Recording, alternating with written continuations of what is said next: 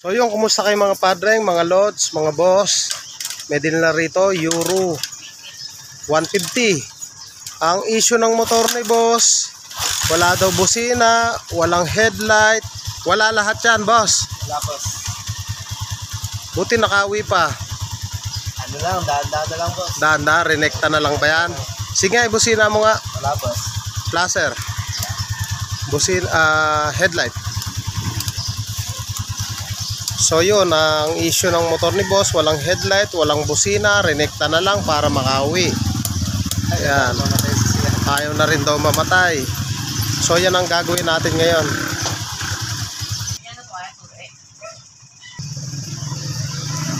At dito sa part na to, makikita natin yung kanyang stator. Ito yung kanyang wiring. Focus na muna natin ang ating camera.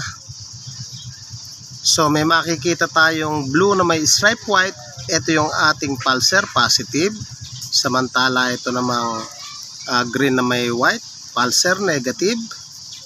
Ito namang red na may black, black na may red. Ito yung ating primary. May makikita tayong kulay pink, kumupas na lang. Ito yung papunta sa ating regulator para mag-charge yung battery.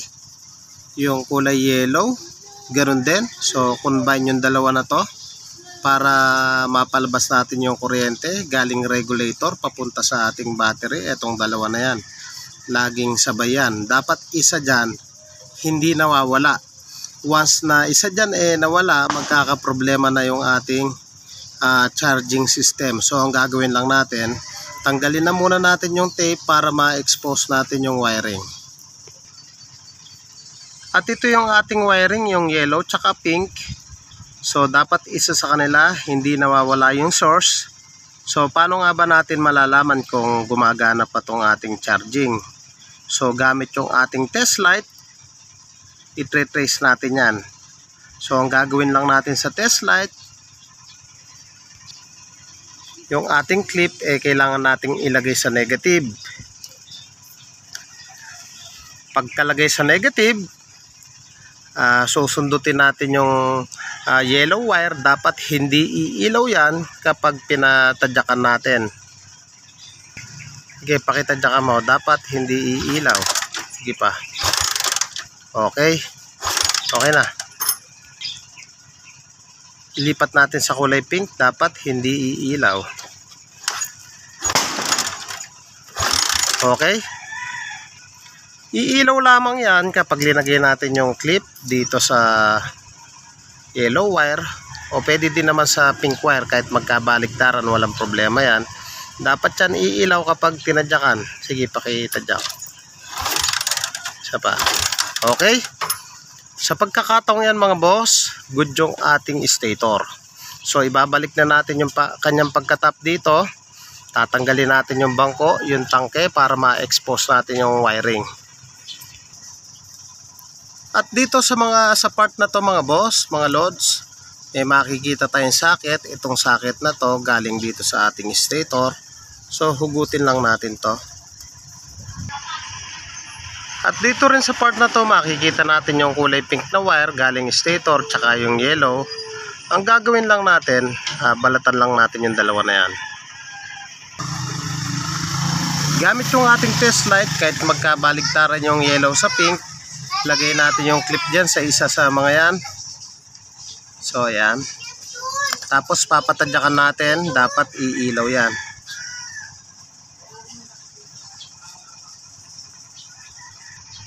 Sige, tadyak. Okay. Isa pa. Isa pa. Okay. At sa pagkakataong yan mga boss, good yung ating stator, good yung connection dito. So ibabalik na natin yan. So ayan na, balik na natin. Ang isusunod natin dyan, ito yung positive ng ating battery. Kung mapapansin nyo, may red wire.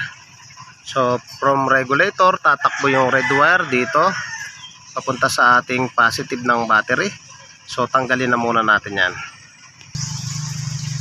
So bago ko baklasin, napansin ko lang na renekta na nila rito. So wag na wag nyo pong gagawin yan. kung ayaw nyong masunog yung wiring o masunog ang inyong motor. So tanggalin na muna natin to.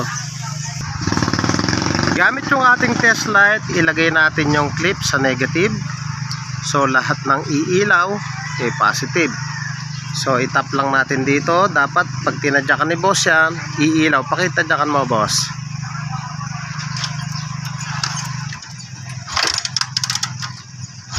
So yan, okay. Okay na. Sa pagkakataong yan, naglalabas siya ng kuryente at malakas. Ibig sabihin, good yung ating stator, good yung ating regulator, good yung connection dito. Ang mali lang, wala siyang fuse. So bago tayo pumunta dun sa kanyang susian, lagyan na muna natin ng fuse to para sure ball yung ating trabaho. So ibalik na natin yan, lagyan natin ng fuse. So yung mga loads, nakabit na natin yung kanyang fuse. So yung clip natin ng ating test light, naka-negative pa rin. Pagpasensyahan nyo na yung paligid, marami nagpapausok, kaya medyo malabo. Sundutin na muna natin yung positive terminal ng battery. Dapat iilaw. So good siya. So tatakbo yan dito sa kabilang terminal. So linagyan na natin ng fuse. So yan. Sa kabilang terminal, sundutin natin. So good. Ang gagawin natin, magbabaklas na tayo dito sa kanyang headlight. Dito mga boss, sa part ng kanyang susian, hindi pa tayo nagbabaklas ng headlight. So binata ko lang, may makikita tayong kulay green. Ito yung ground. Yung kulay red, ito yung galing sa ating fuse box. Itong ating black na may white, ito yung ating kill switch. Yung kulay black na solid na to, ito yung ating accessories. Ang gagawin lang natin, tanggalin natin yung kulay red wire na to sa kanyang pagkakatape. At sa pagkakataong yan, tanggal na natin yung kulay red wire.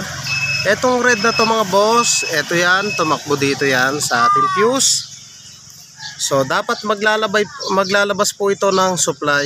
So ang gagawin natin, yung ating clip, naka-negative pa rin. Lahat ng susundutin natin na iilaw, magsisilbing positive. So good.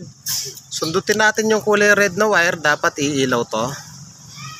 So good, pwede na nating ibalik yan.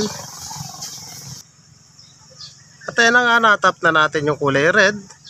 Once na sinusian natin yung ating susian, pag in-on natin na ganyan, yung supply ng ating red, ibabato niya rito sa kulay black. So tanggalin na muna natin tape para ma-expose natin yung wiring. So yung mga padreng, nabaklas na natin yung black wire. So itong black wire na yan, siya yung galing dito sa ating susian. Na kapag sinusian natin ng ganyan, dapat maglalabas ito ng supply na 12 volts. So ganun pa rin, naka-negative yung ating test light clip. Lahat ng susundutin natin na iilaw, magsisilbing positive. So susian na muna natin yung kanyang motor para mabato dito sa kulay black. Paki-off mo uli yung susian. So ayan, on mo uli. So yun mga boss, sa pagkakataong yan, hindi umilaw yung ating black wire or yung accessories. Sa tingin nyo mga boss, ano kaya problema ng motor ni boss? Walang bosina, walang flasher, walang headlight. So ang issue ng motor ni boss, yung kanyang accessories wire, hindi nasusuplayan ng ating red wire.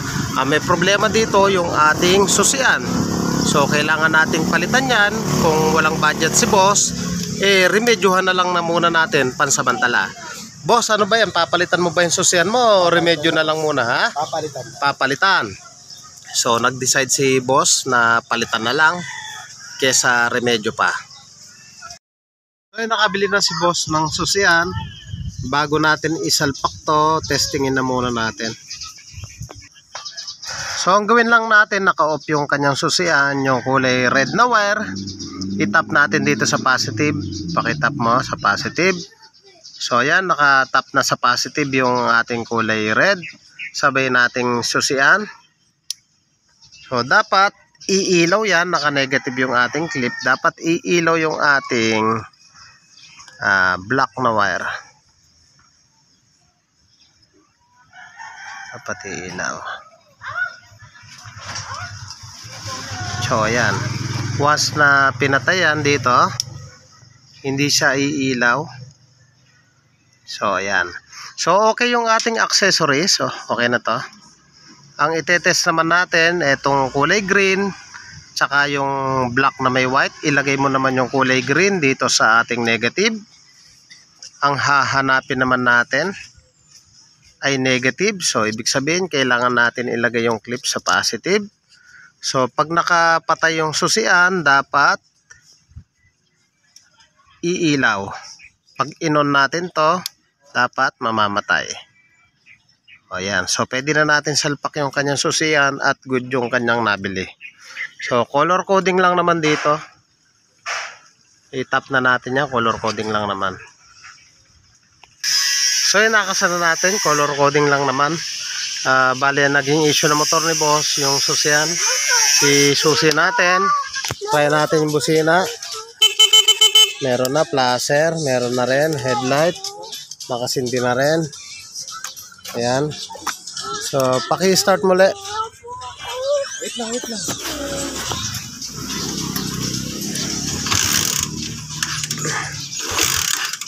Lagyan mong gas.